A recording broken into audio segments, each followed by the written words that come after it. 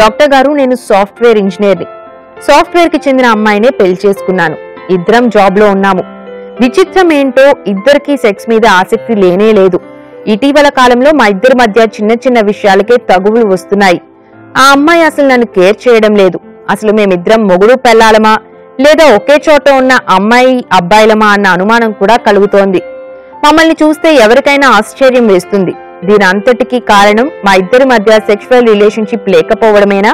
పెళ్లైనప్పటికీ ఎందుకని మా ఇద్దరి మధ్య సెక్షువల్ రిలేషన్షిప్ పెంపొందలేదు? ఎందుకని మా ఇద్దరి మధ్యన లైంగిక ఆకర్షణ లేదు? ఇలా ఉండటం కంటే ఇద్దరం సెపరేట్ అవ్వడం, వేరువేరుగా బతికేయడం హ్యాపీ అనిపిస్తుంది.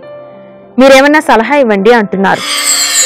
దంపతుల మధ్య సఖ్యతకి సెక్షువల్ రిలేషన్ చాలా అవసరం అండి.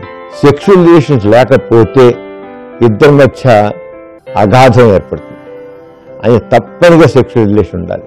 సెక్షువల్ ఎవరు వేరేగా ఒక అబ్బాయి అమ్మాయి స్నేహితులు అన్నారు, ఇద్దరు వేరు స్నేహితులాగా ఉన్నామని అంటే అలాగే ఉంటుంది పరిస్థితి.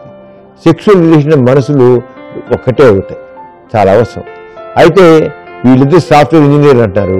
ఇద్దరికి వాళ్ళ ప్రోగ్రామ్స్ వాళ్ళు ఎంతో బిజీగా ఉంటారు. వాళ్ళు ఆ టెన్షన్ ఉంటుంది, స్ట్రెస్ ఉంటుంది.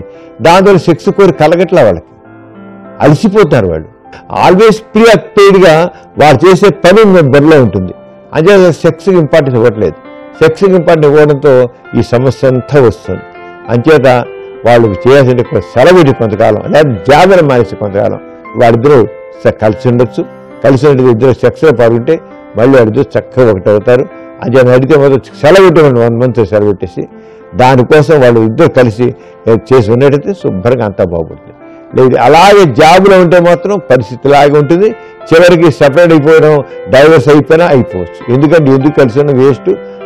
అమ్మాయి అనుకుంటే వీడేం చేయటం వేస్ట్ ఉంటారు. ఇద్దరు కూడా అమ్మాయి సహకరించట్లే వేస్ట్ ఉంటారు.